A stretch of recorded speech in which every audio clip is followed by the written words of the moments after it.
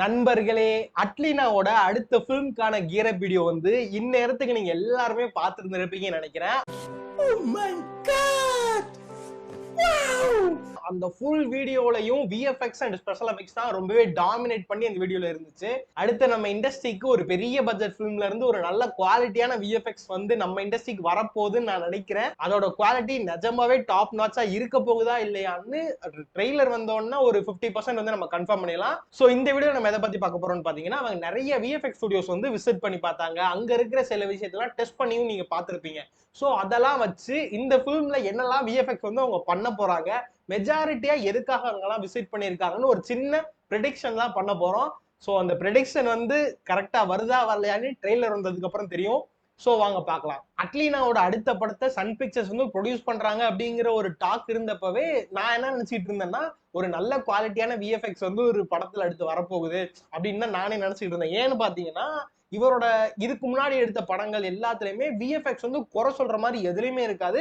கிளீனா தான் இருக்கும். எல்லாத்துலயுமே ஒரு நல்ல குவாலிட்டியான விஎஃப்எக்ஸ் வந்து அவரோட எல்லா படத்துலயுமே இருந்துகிட்டு இருந்துச்சு. ஸோ அதுல நான் நினைச்சிட்டு இருந்தேன், பரவாயில்ல இந்த ஒரு படம் வந்துச்சுன்னா ஒரு நல்ல குவாலிட்டியான விஎஃப்எக்ஸ் வரும். ஆனா ஒரு டாப் நாட்சா வரப்போகுது, நிறைய புதுசா எக்ஸ்ப்ளோர் பண்ணுவாங்கன்னு நான் நினைச்சு பார்க்கல. ஆனா இந்த டீசர் பாக்குறப்போ, சாரி இது டீசர் இல்ல, இந்த கியர் அப் வீடியோ பாக்குறப்போ வெயிட்டா ஒண்ணு இருக்கு அப்படின்னு எனக்கு நானே சொல்லிக்கிட்டு இருக்கேன். பார்க்கலாம் எந்த அளவுக்கு இருக்குன்னு. எடுத்த உடனே பாத்தீங்கன்னா ஃபிளைட்ல ஏறி லோலா விஎஃப்எக்ஸ்ல தான் லேண்ட் பண்றாங்க. இந்த லோலா விஎஃப்எக்ஸை பத்தி ஏற்கனவே நீங்க பார்த்துருப்பீங்க. ஏன்னா கோட்லயும் இந்த டிஏஜிங் பண்றதுக்காக ஸோ இவங்ககிட்ட தான் அவங்க அப்ரோச் பண்ணியிருந்தாங்க. அதனால இவங்களை வந்து அப்பயே நிறைய பேருக்கு தெரிஞ்சிருக்கும். இருந்தாலும் சின்னதா சொல்றேன், 2004 வந்து இந்த ஸ்டுடியோ வந்து ஸ்டார்ட் பண்ணியிருந்தாங்க. ஃபர்ஸ்ட் டிஜிட்டலா ஃபேஸ்ல வந்து டச் பண்ண ஆரம்பிச்சது இவங்க தான். அதாவது 3 டைமென்ஷனலா டச்சிங் பண்ண ஆரம்பிச்சது. இப்ப நம்ம சிஜி டிஏஜிங் தான் சொல்றோம் பாத்தீங்களா, இதை வந்து முத ஆரம்பிச்சது வந்து இவங்க தான். இதுக்கு முன்னாடி சும்மா 2Dல பண்றாங்க பாத்தீங்களா, லைட் அந்த ஐ பேக் ரிமூவ் பண்றது, ஏதாச்சும் பிம்பிள்ஸ் இருந்தா ரிங்கிள்ஸ் இருந்தா ரிமூவ் பண்றாங்க பாத்தீங்களா, அந்த மாதிரி ஒர்க்ஸ் தான் இதுக்கு முன்னாடி பண்ணிட்டு இருந்தாங்க. இவங்க வந்ததுக்கு அப்புறம் தான் இந்த 3Dல ஃபேஸ்ல ரீடச்சிங் வந்து ஆரம்பிச்சாங்க. இவங்க வந்து ஒரு நல்ல ஸ்டுடியோஸ், என்ன கோட்ல தான் கொஞ்சம் அடி வாங்கிடுச்சு. ஸோ அதுக்கடுத்து பாத்தீங்கன்னா ஒரு 4-5 ஸ்டுடியோஸ் சைமல்டேனியஸா அடுத்தடுத்து காட்டுறாங்க இந்த ஸ்டுடியோஸ்க்கு வந்து அவங்க போற மாதிரி. அது என்னென்ன ஸ்டுடியோஸ்னு பாத்தீங்கன்னா, Spectral Motion, Fractured Effects, ILM Technoprops, Ironhead studios, Legacy Effect. So இதுல இருக்கிற எல்லா ஸ்டுடியோஸுமே பாத்தீங்கன்னா ஆன் செட்ல பிராக்டிகல் எஃபெக்ட்ஸ் பண்ற ஸ்டுடியோஸ் தான் இதுல இருக்கிற எல்லாமே. அதுலயும் முக்கியமா இந்த லெகசி எஃபெக்ட்ஸ், ILM டெக்னோப்ராப்ஸ், இது எல்லாமே ரொம்ப ஸ்பெஷல். அதிகமா சொல்லணும்னா இதுல காட்டுற எல்லாமே அந்த லாஸ் ஏஞ்சல்ஸ்ல இருக்கிற டாப் ஸ்டுடியோஸ் கிரியேட்டர்ஸ் பண்றது, அனிமேட்ரானிக்ஸ் பண்றது, இந்த மாதிரி இருக்கிற எல்லா ஸ்டுடியோஸுமே அவங்க விசிட் பண்ணி அவங்களோட ஸ்பெஷாலிட்டி என்ன இது எல்லாத்தையும் அவங்க வந்து தெரிஞ்சுக்கிறாங்கன்னு நினைக்கிறேன். இதுல இந்த கடைசியா லெகசி எஃபெக்ட்ஸ் இருக்கு பாத்தீங்களா, இதை வந்து 2009ல வந்து ஃபவுண்ட் பண்ணாங்க இந்த ஸ்டுடியோஸ். இந்த ஸ்டுடியோக்கு எதோட கனெக்ஷன் இருக்கும் பாத்தீங்கன்னா, நம்ம ஸ்டான் வின்சன் ஸ்டுடியோ வந்து எந்திரனோட வீடியோல பேசியிருப்போம் பாத்தீங்களா. ஸோ எந்திரன் வீடியோல வந்து இந்த அனிமேட்ரானிக், ஸ்பெஷல் எஃபெக்ட்ஸ் இது எல்லாமே பாத்தீங்கன்னா ஸ்டான் வின்சன் ஸ்டுடியோ அப்படிங்கிற ஒரு ஸ்டுடியோ பண்ணியிருந்தாங்க. அதோட ஃபவுண்டர் ஸ்டான் வின்சன் வந்து 2008ல வந்து அவர் இறந்து போனதுக்கு அப்புறம் இந்த ஸ்டான் வின்சன் ஸ்டுடியோல இருக்கிற ஒரு லீட் ஆர்டிஸ்ட் எல்லாருமே சேர்ந்து இந்த லெகசி எஃபெக்டை வந்து ஃபவுண்ட் பண்ணியிருந்தாங்க. லெகசி எஃபெக்டோட நேம் கூட எந்திரன் கிரெடிட்ஸ்ல இருந்த மாதிரி எனக்கு ஒரு ஞாபகம் இருக்கு. ஸோ இந்த லெகசி எஃபெக்ட்ல இருக்கவங்க தான் எந்திரன்லயுமே ஒர்க் பண்ணியிருந்தாங்க. ஸோ அதுக்கடுத்து பாத்தீங்கன்னா ILM டெக்னோப்ராப்ஸ். ஸோ இவங்க யாருன்னு பாத்தீங்கன்னா ILM கீழே இருக்கிற ஒரு சப்டிவிஷன் தான் இவங்க. ILMல வந்து நிறைய சப்டிவிஷன்ஸ் இருக்கு. அது இவங்க யாருன்னு பாத்தீங்கன்னா இந்த ப்ராப்ஸ் பண்றவங்க, அதாவது இந்த செட்ல இருக்கிற டம்மி இல்ல லைவ் கிரியேச்சர்ஸ், அனிமேட்ரானிக்ஸ் இந்த மாதிரி பண்றதுக்காக ILM ஒரு டிவிஷன் தான் இவங்க. இதை தாண்டியுமே நிறைய ஹார்ட்வேர் சப்போர்ட்மே கொடுக்குறாங்க, லைக் மோஷன் கேப்சரிங், இந்த மாதிரி நிறைய இருக்கு. இதெல்லாம் நம்ம போக பார்க்கலாம். இதை தாண்டி இந்த வீடியோல இவங்க காட்டுற spectral Motion, Fractured effects, அயன்ஹெட் studio, இவங்க எல்லாமே பாத்தீங்கன்னா இந்த ஸ்பெஷல் எஃபெக்ட்ஸ் இண்டஸ்ட்ரியில ஒரு டாப் ஸ்டுடியோஸ். ஹாலிவுட்ல இருக்கிற முக்காவாசி ப்ராஜெக்ட்ஸ் வந்து இந்த ஸ்டுடியோல இருக்கவங்க தான் பண்றாங்க. எல்லா ஸ்டுடியோஸ்க்கும் விசிட் போயிருக்காங்க. இதுல எத்தனை ஸ்டுடியோஸ் வந்து ஒர்க் பண்ண போறாங்க இந்த ஃபிலிம்ல எனக்கு தெரியல. ஆனா கண்டிப்பா இந்த ஃபிலிம்ல ஸ்பெஷல் எஃபெக்ட்ஸ் ரிலேட்டடான ஒர்க் வந்து இதுல பெருசா இருக்குங்கிறத மட்டும் இந்த வீடியோ பார்த்தா அப்படியே தெரியுது. இந்த ஃபிலிமோட மெயினான விஎஃப்எக்ஸ் சூப்பர்வைசர் வந்து யாருன்னு எனக்கு சரியா தெரியல. இந்த வீடியோல யாரை காட்டுறாங்கன்னு பாத்தீங்கன்னா ஜேம்ஸ் மேடிங்கன் அப்படிங்கிற ஒருத்தரை தான் காட்டுறாரு. இவர் வந்து ஒரு இண்டிபெண்டன்ட் விஎஃப்எக்ஸ் சூப்பர்வைசர் தான், நிறைய ஃபிலிம்ல வந்து ஒர்க் பண்ணியிருக்காரு. இன்னும் சொல்ல போனோம்னா 2-3 படத்தை வந்து இவர் டைரக்ட் வேற பண்ணி வச்சிருக்காரு. ஆனா யூஸ்வலா இந்த மாதிரி ஒரு ஃபாரின் ப்ராஜெக்ட் வந்து நம்ம எடுக்கிறோம், அதாவது ஃபாரினுக்கு வந்து நம்ம ப்ராஜெக்ட் கொடுக்குறோம் விஎஃப்எக்ஸ் பண்றதுக்குன்னா டைரக்டர் சைடு ஒரு விஎஃப்எக்ஸ் சூப்பர்வைசர் வந்து நம்ம ஊர்ல இருந்து இருப்பாங்க. ஆனா அப்படி இருக்கிற மாதிரி இதுல வந்து இன்னும் போடல. மேபி போக இனிமே முடிவு பண்ணுவாங்கன்னு நினைக்கிறேன்.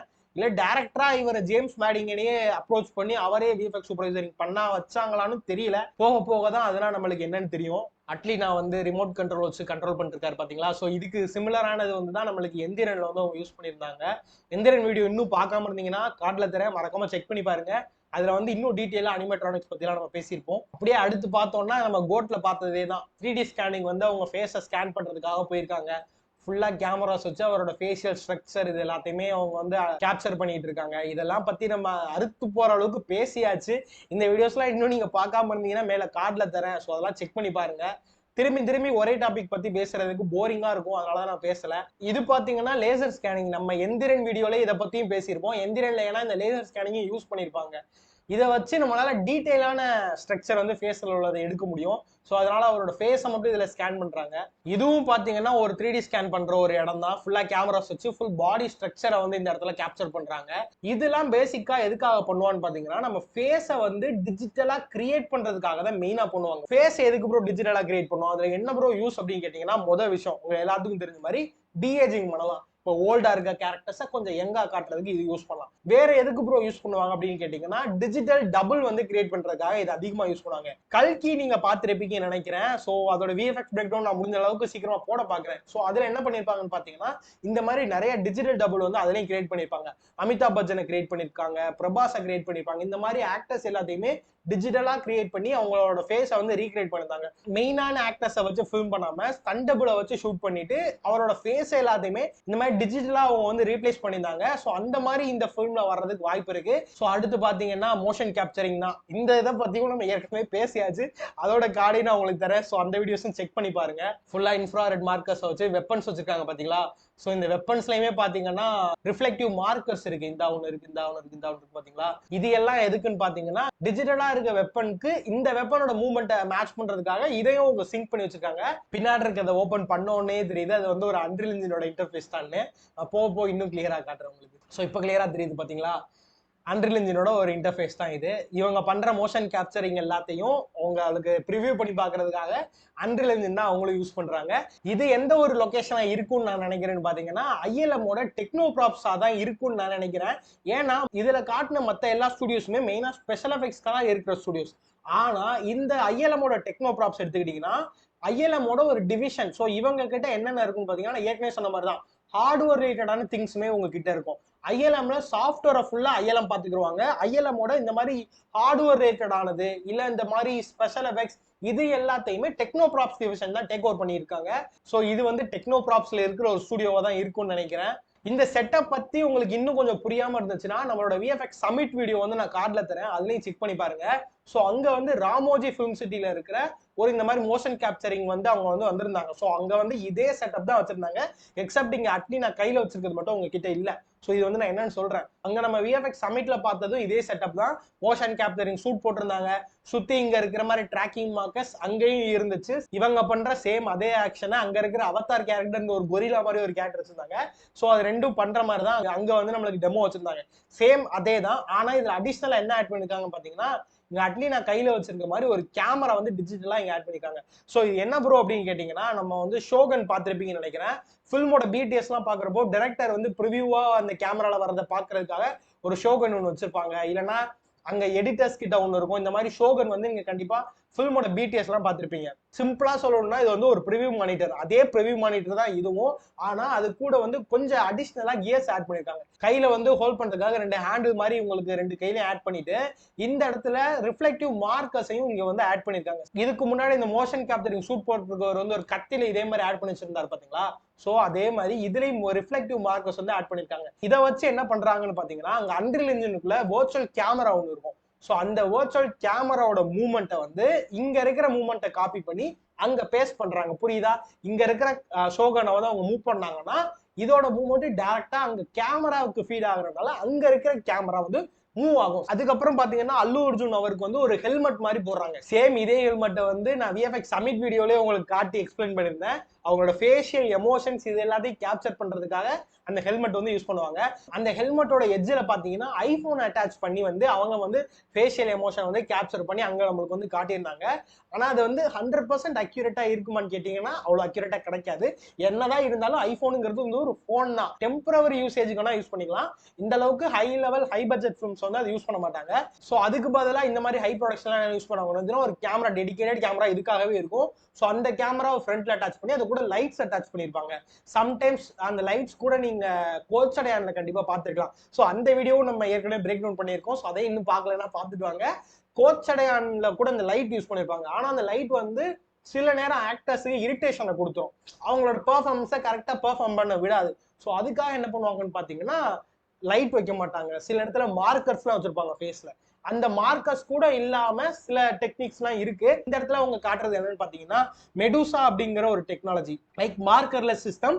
மார்க்கரே இல்லாம ஃபேஸ்ல எந்த ஒரு மார்க்கரு லைட்டுமே இல்லாம கூட அது வந்து நம்மளுக்கு ட்ராக் பண்ணும். இது வந்து ஐஎல்எம்மோட ஒரு கைண்ட் ஆஃப் ப்ரொப்ரேட்டரியான ஒரு சாஃப்ட்வேர் தான். சாஃப்ட்வேர் அண்ட் எல்லாமே அவங்களே பில்ட் பண்ணது. ஐஎல்எம் அண்ட் டிஸ்னி சேர்ந்து, ஏற்கனவே அவங்க 2 பேரும் ஒண்ணுதான், அவங்க வந்து சேர்ந்து வந்து பண்ணதுதான் அது. இப்போ எந்த ஒரு மார்க்கர்ஸும் இல்லாமலே நம்மளோட ஃபேஸ்ல இருக்கிற எமோஷன் இந்த இருக்கு பாத்தீங்களா கேமரா, இதுதான் அது. கேமரா பேரு மெடுசா இல்ல, இதுல வந்து அவங்க யூஸ் பண்ற அந்த டெக்னிக் ஆர் ப்ரொப்ரேட்டரியான சாஃப்ட்வேர் அதோட பேரு மெடுசா. நிறைய பாம்புலாம் தலைமையில வச்சுட்டு பார்த்தாலே கல்லாவாங்க பாத்தீங்களா, அதுதான் மெடுசா. ஸோ அந்த நேம் தான் இதுல வச்சிருக்காங்க. இவரோட ஃபேஷியல் எமோஷன்ஸ் எல்லாத்தையுமே நம்மளால மார்க்கர் இல்லாமயே இதால வந்து கேப்சர் பண்ண முடியும். ஸோ இதுதான் வந்து இந்த கியர் அப் வீடியோல நம்மளுக்கு அதிகமா காட்டியிருக்காங்க. இந்த ஃபிலிம்ல வந்து எந்த மாதிரியான விஎஃப்எக்ஸ் வந்து நம்மளை எதிர்பார்க்கலாம்னு பாத்தீங்கன்னா கண்டிப்பா டிஜிட்டல் டபுள் வந்து இருக்கிறதுக்கு வாய்ப்பு அதிகமா இருக்கு. டிஜிட்டல் டபுள் இருந்தனாலதான் லோலா விஎஃப்எக்ஸ் கிட்ட அவங்க போயிருக்காங்க. அந்த டிஜிட்டல் டபுளை வச்சு மேபி டிஏஜிங்கும் பண்ணலாம், ஆர் அவரோட ஃபேஷியல் ஸ்ட்ரக்சரை மாத்தி தசாவதார மாதிரி வேற மாதிரியும் கொண்டு வரலாம், ஆர் இவரோட ஸ்டண்டபிளுக்காகவும் அவங்க யூஸ் பண்ணலாம். இந்த மாதிரி இதுல நிறைய ஆப்பர்ச்சுனிட்டிஸ் இருக்கு. இதை தாண்டி இந்த ஃபிலிம்ல கண்டிப்பா வேற என்ன இருக்க போகுதுன்னு நான் நினைக்கிறேன்னு பாத்தீங்கன்னா ஸ்பெஷல் எஃபெக்ட்ஸ் ரிலேட்டடான ஏதோ ஒரு விஷயம் இந்த படத்துல இருக்கு. அது இல்லாம கண்டிப்பா இத்தனை ஸ்பெஷல் எஃபெக்ட்ஸ் ஸ்டுடியோஸா அவங்க ஏறி இறங்க வாய்ப்பே கிடையாது. ஏதோ ஒன்று பெருசா பண்ண போறாங்க. மேபி அது கிரியேச்சரா இருக்கலாம், என்ன வேணா இருக்கலாம். என்ன இருக்க போகுதுன்னு தெரியல. ட்ரெய்லர் வந்த உடனே இது எந்த அளவுக்கு குவாலிட்டியா இருக்க போகுதுன்னு நம்மளுக்கு எல்லாத்துக்குமே தெரிஞ்சிடும். இதை விட கொஞ்சம் கம்மியான ஈகர்ல வந்து நான் கங்குவாக்கு இருந்தேன். ஆனா கங்குவா வந்து எனக்கு ஸ்டோரி சைடு நம்ம எப்பவுமே போக வேண்டாம், நம்ம ஃபுல் அண்ட் ஃபுல் டெக்னிக்கலாவே இருந்துக்கலாம். டெக்னிக்கலா எனக்கு அந்த படம் சாட்டிஸ்ஃபைடு தான்.